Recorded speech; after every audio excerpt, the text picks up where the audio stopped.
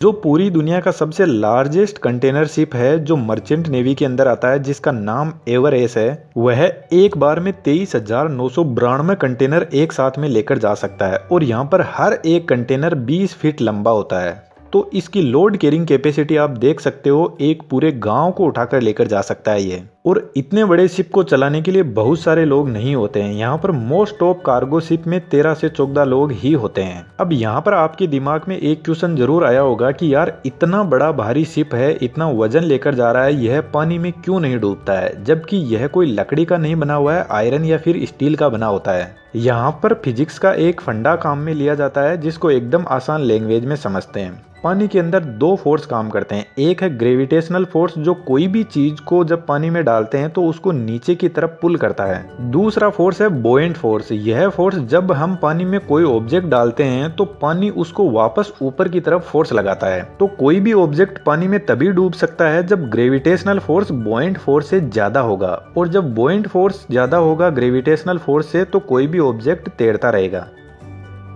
बुओयंट force कहता है कि कोई भी ऑब्जेक्ट को जब पानी में डाला जाता है तो वह जितना पानी डिस्प्लेस करता है वह उसके वेट के बराबर होता है। चलो इसको थोड़ा और आसान करते हैं। जैसे यदि हमारे पास में आयरन की बॉल है जो 1 केजी की है, तो जब इसको पानी में डालेंगे तो यह 1 केजी वजन जितने पानी को डिस्प्लेस कर पाएगी, तो यह पानी में आराम से डूब जाएगी। लेकिन जो हमारा पानी का जहाज होता है ये बहुत ज्यादा पानी को डिस्प्लेस कर देता है। जब शिप को पानी में उतारा जाता है तो शिप पानी को बहुत ज्यादा डिस्प्लेस कर देता है। यानी शिप में 10 केजी वजन है तो वह 100 केजी वजन जितने पानी को दूर करने के लिए फैल जाता है, जिससे बुओयंट फोर्स हावी हो जाता है और शिप तैरता रहता है। जो नेवी के शिप होते हैं उनके पास में बहुत सारे वेपन होते हैं। फाइटर जेट भी नेवी के शिप पर उतर सकते हैं। ब्रह्मोस जैसी मिसाइलों को इन नेवी के शिप से लॉन्च किया जा सकता है। और बहुत सारे इनमें एडवांस टेक्नोलॉजी के वेपन भी होते हैं। लेकिन जो मर्चेंट नेवी के शिप होते हैं वह अपने साथ में कोई भी वेपन कैरी नहीं कर सकते हैं। आपको पता है एक जो मर्चेंट नेवी का बड़ा शिप होता है वह कई देशों से जाता है और हर देश के रूल्स अलग अलग होते हैं। इस वजह से यह अपने साथ में कोई भी वेपन कैरी नहीं कर सकते हैं। आपको पता नहीं है तो मैं बता देता हूँ, पायरेट्स ऑफ कैरेबियन आपने मूवी देखी होगी जॉनी डेप की, जिसमें समुद्री लुटेरे होते हैं जो शिप को लूटने का काम करते हैं। और यह रियल लाइफ में भी होते हैं। जो बड़े बड़े शिप होते हैं कई बार इन पर पायरेट्स अटैक कर देते हैं और इनसे कंटेनर भी ले जाते हैं। और जो पायरेट्स होते हैं उनके पास में तो वेपन भी होते हैं, जबकि शिप के ऊपर कोई भी वेपन होता ही नहीं है शिप को सिक्योर करने के लिए। तो फिर ऐसे केस में शिप कैसे अपने आप को बचाएगा? तो समुद्री लुटेरों से इस शिप को बचाने के लिए शिप पर और कई तरीके के इक्विपमेंट काम में लिए जाते हैं। जैसे LRAD,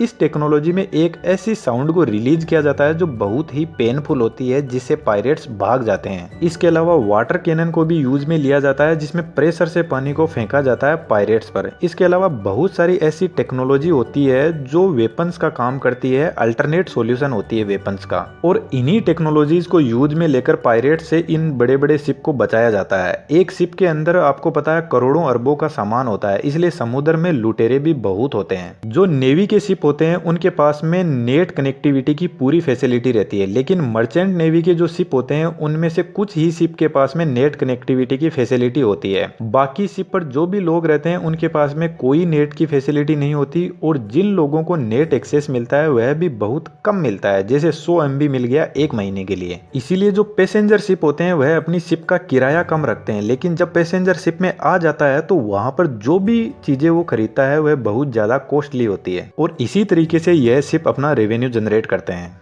आपको पता है गाड़ियों में ब्रेक लगाना बहुत आसान होता है, लेकिन शिप में ब्रेक लगाना बहुत मुश्किल होता है। इसलिए इसमें रडार टेक्नोलॉजी को यूज में लिया जाता है, ताकि दूर से ही पता लगा सके कि यदि कोई ऑब्जेक्ट सामने से आ रहा है तो ब्रेक लगाना है या नहीं। क्योंकि शिप की बॉडी, जिसको हल बोलते हैं, यह एक लिक्विड मीडियम के अंदर फ्लोट कर रही है, जिसकी वजह से यहाँ पर कोई स्ट्रॉन्ग फ्रिक्शन क्रिएट नहीं होता है। शिप को ब्रेक लगाने के लिए शिप के इंजन का बहुत बड़ा रोल होता है। जहाँ पर शिप के इंजन को रखा जाता है उसको बोलते हैं इंजन रूम। और यह यह इंजन रूम शिप के एकदम पीछे की तरफ होता है। मोस्ट ऑफ शिप में इंजन यूज होता है वह 2 स्ट्रोक इंजन काम में लिया जाता है, जिसमें 14 सिलेंडर तक इंजन हो सकता है। इंजन की जो क्रैंक शाफ्ट होती है वह इंटरमीडिएट शाफ्ट के थ्रू प्रोपेलर से जुड़ी रहती है। जब इंजन रोटेट करता है तो इस शाफ्ट से जुड़ा हुआ प्रोपेलर भी रोटेट करने लग जाता है। अब यह प्रोपेलर इस शिप को आगे भी बढ़ा सकता है, पीछे भी बढ़ा सकता है और रोक भी सकता है। इस प्रोपेलर का डायामीटर 10 मीटर हाइट जितना बड़ा होता है और इसका वजन लगभग 130 टन के आसपास में होता है। आज के जो शिप आते हैं उनमें कंट्रोल्ड पिच एंगल वाला प्रोपेलर काम में लिया जाता है।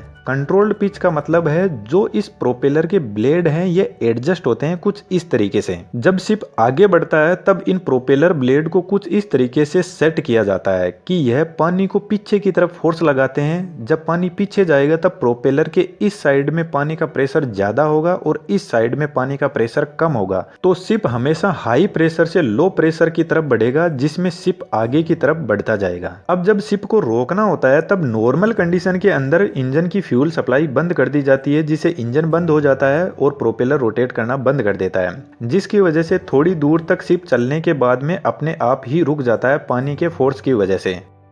लेकिन मान लो कई बार इमरजेंसी कंडीशन आ जाती है, जैसे सामने यदि कोई पोर्ट आ गया या फिर सामने कोई दूसरा शिप आ गया या फिर कोई पानी में बर्फ का पहाड़ आ गया, क्योंकि समंदर के अंदर मौसम बहुत ज्यादा बदलता रहता है। दिन में गर्मी पड़ती है तो रात को बर्फ जम जाती है, तो ऐसी कंडीशन में शिप को रोकना बहुत मुश्किल होता है। यदि शिप में कंट्रोल्ड पिच एंगल वाला प्रोपेलर लगा है तो हमें जस्ट प्रोपेलर का पिच एंगल चेंज करना है, और जो प्रोपेलर पहले पानी पीछे की तरफ फेंक रहा था अब वह आगे की तरफ पानी फेंकने लग जाएगा, जिससे शिप को पीछे की तरफ फोर्स लगेगा, जिससे धीरे धीरे शिप की स्पीड स्लो डाउन होने लग जाएगी। और जब शिप रुक जाता है तो इंजन के प्रोपेलर को बंद कर दिया जाता है, वरना शिप वापस पीछे की तरफ भी चलने लग जाता है। लेकिन इमरजेंसी कंडीशन में इंजन पर बहुत ज्यादा मैकेनिकल स्ट्रेस आता है। इंजन बहुत ज्यादा ओवरलोड कंडीशन में काम करता है। इंजन को इस ओवरलोड से बचाने के लिए जो प्रोपेलर है उसके एंगल को धीरे धीरे रिवर्स किया जाता है। लेकिन कई बार ऐसी कंडीशन हो जाती है कि यदि इंजन को फुल्ली रिवर्स नहीं किया गया तो बहुत बड़ा नुकसान हो सकता है। तो फिर ऐसी कंडीशन में प्रोपेलर एंगल को फुल्ली रिवर्स में कर दिया जाता है, जिसकी वजह से इंजन पर बहुत ही ज्यादा मैकेनिकल ओवरलोड बढ़ जाता है। कंट्रोल्ड पिच एंगल प्रोपेलर में अच्छी बात यह है कि इसमें इंजन की डायरेक्शन को नहीं बदला जाता है। इंजन वैसे ही रोटेट करता रहता है जैसे पहले कर रहा था, बस हमें प्रोपेलर के पिच एंगल को बदलने की जरूरत होती है, और पिच एंगल बदलते ही जो फोर्स की डायरेक्शन है वह भी बदल जाएगी। टाइटैनिक मूवी तो आपने देखी ही होगी। जो टाइटैनिक शिप था वह अपनी पहली ही यात्रा में डूब गया था, जिसमें कम से कम 2000 से ज्यादा पैसेंजर थे। उस शिप में फिक्स्ड ब्लेड प्रोपेलर को काम में लिया गया। अब जो फिक्स्ड ब्लेड प्रोपेलर होता है उसका पिच एंगल हम एडजस्ट नहीं कर सकते हैं, इसलिए शिप को रोकने के लिए पहले इंजन की फ्यूल सप्लाई बंद की जाती है और इंजन को रोका जाता है, और फिर उसके बाद में इंजन को रिवर्स डायरेक्शन में रोटेट करवाया जाता है, जिससे प्रोपेलर रिवर्स रोटेट करेगा, तब जाकर वह ब्रेकिंग की कंडीशन में आएगा। और यह जो प्रोसेस है इसको कंप्लीट होने में काफी टाइम लग जाता है, इसलिए शिप काफी दूरी तक जाकर रुकता है, और नहीं रुका तो कई बार तो एक्सीडेंट हो भी जाता है।